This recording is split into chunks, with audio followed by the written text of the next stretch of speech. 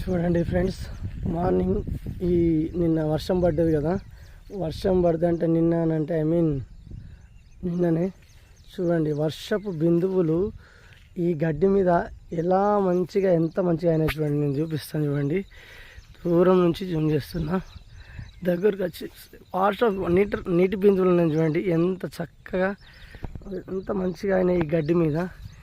ఇది ఏ గడ్డో నాకు కూడా తెలియదు ఫ్రెండ్స్, కానీ ఎంత మంచిగా నాకు దీన్ని చూసిన వల్లే నా ఒళ్ళు పులకరించింది. ఎందుకంటే పచ్చదనం అనేది కళ్ళకు కట్టినట్టుగా ఎంత మంచిగా అనిపిస్తుందంటే, డాక్టర్లకి గుర్తుగా ఏమంటారు దీన్ని, పచ్చదనం.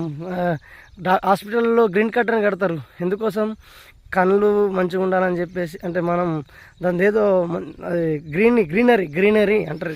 తెలుగులో ఏమంటారంటే గ్రీనరీ అంటే పచ్చటి వాతావరణం, పచ్చగా ఉండాలని.